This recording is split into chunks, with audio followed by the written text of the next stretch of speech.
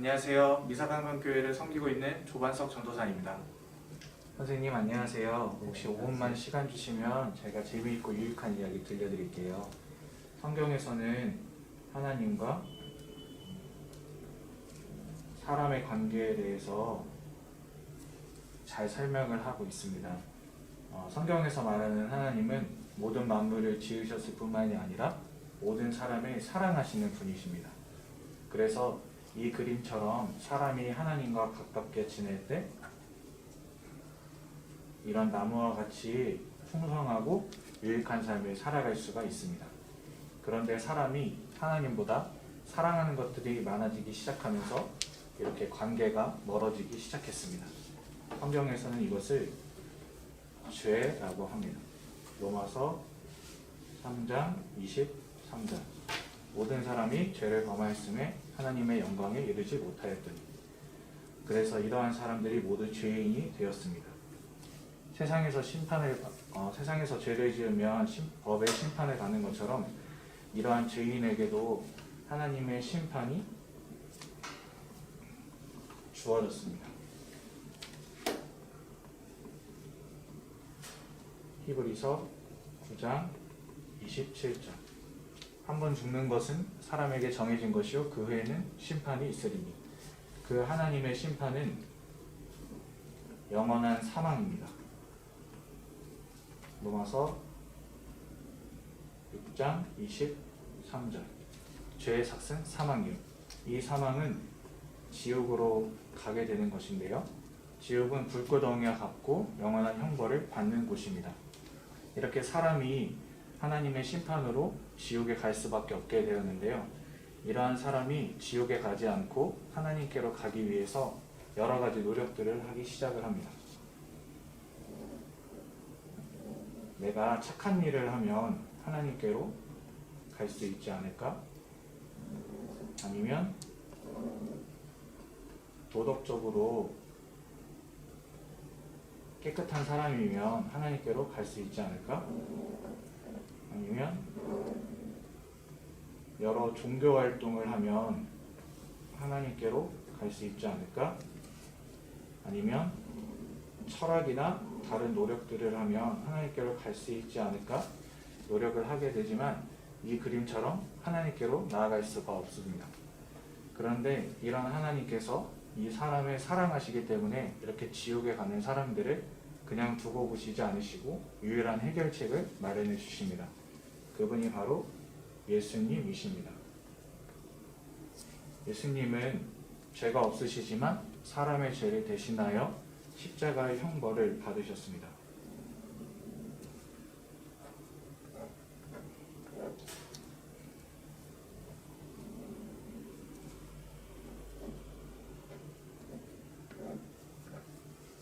예수님께서 이러한 십자가의 형벌을 대신 받으심으로 이렇게 사람이 하나님께로 나아갈 수 있는 유일한 다리가 놓여졌습니다. 이제 사람이 이 다리를 건너기만 하면 되는데요. 요한복음 14장 6절 내가 곧 길이요 진리요 생명이니 나로 말미암지 않고는 아버지께로 올 자가 없느니라. 그래서 이런 예수님을 이제 주님과 그리스도로 영접을 하면 되는데요. 하나님의 말씀을 듣고 믿음으로 예수님을 주님과 그리스도로 고백하면 됩니다. 이것을 성경에서 영접이라고 하는데요. 요한복음 1장 12절 영접하는 자 곧 그 이름을 믿는 자들에게는 하나님의 자녀가 되는 권세를 주셨으니 이렇게 예수님을 주와 그리스도로 영접한 사람이 이제 이 다리를 건너서 하나님께로 갈 수가 있게 되었습니다. 요한복음 5장 24절 이렇게 십자가라는 다리를 건너서 하나님께로 갈 수가 있게 된 사람들이 죄인이 아니라 의인이 되었고 하나님의 심판을 받지 않게 되었고 사망이 아니라 영원한 생명 영생 천국에 갈 수 있게 되었습니다. 천국은 슬픔이 없고 기쁨과 행복이 가득한 곳이라고 합니다. 이제 선생님께서 선택하실 차례인데요. 예수님을 주와 그리스도를 영접하여 천국에 가기를 원하시나요? 아니면은 지금처럼 계속 사망에 머물기를 원하시나요? 예, 천국에 가기를 원하시나요? 예, 그러면 예수님을 주와 그리스도를 영접하면 되는데요. 아까 말씀드린 요한복음 1장 12절 말씀처럼 예수님을 주와 그리스도로 영접하는 기도를 같이 하시면 되겠습니다. 같이 기도하실 수 있을까요? 네, 제가 기도할 테니까 두 손 모으고 눈을 감고 기도해 주시면 되겠습니다. 기도하겠습니다. 하나님 아버지, 우리는 죄인이었습니다. 하나님 아버지, 우리는 죄인이었습니다. 그러나 이 시간을 통하여서 예수님을 주님과 그리스도로 영접하기를 원합니다. 그래서 하나님의 자녀로 살기를 원합니다. 예수님께서 이 시간 내 안에 들어와 주시옵소서. 감사합니다. 예수님의 이름으로 기도합니다. 아멘.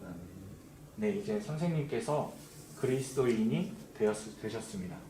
선생님은 그리스도인입니다. 예수님을 당신 인생의 주님으로 모시고 앞으로의 인생을 예수님을 중심으로 살기로 결심하였기 때문입니다. 인간의 생물학적 형통이 바뀔 수 없듯이 한번 하나님의 자녀가 되었다면 그 신분은 영원히 변하지 않습니다. 이제부터 그리스도인으로서 믿음의 삶을 힘차게 살 수 있기를 바라겠습니다. 이제 앞으로의 믿음의 삶을 살기 위한 4가지 필수 요소를 잠깐만 제가 안내를 해드릴 건데요. 노란색 큰 글씨하고 노란색 글씨만 같이 한번 읽어보면 좋겠습니다. 저를 따라해 주시면 되겠습니다. 첫 번째, 교회 생활에 잘 참여하십시오.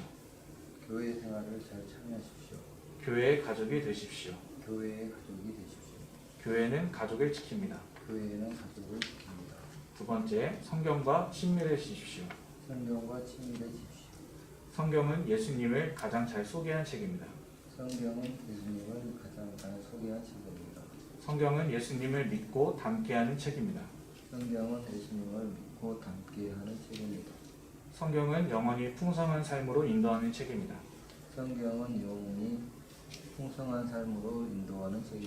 세 번째, 도움이 필요할 때 기도하십시오. 기도는 하나님과 대화입니다. 기도하면 응답해 주십니다. 네 번째, 믿음을 표현하십시오. 믿음을 표현하는 것은 자연스러운 것입니다. 믿음을 표현하면 주변 사람들이 다르게 봅니다. 네, 감사합니다. 이렇게 4가지 읽었는데요. 제가 이거를 선물로 드리고요. 앞으로 선생님이 그리스도인으로서 살아가실 때 기쁨과 또 감사함이 넘치시는 삶이 되셨으면 좋겠습니다. 감사합니다.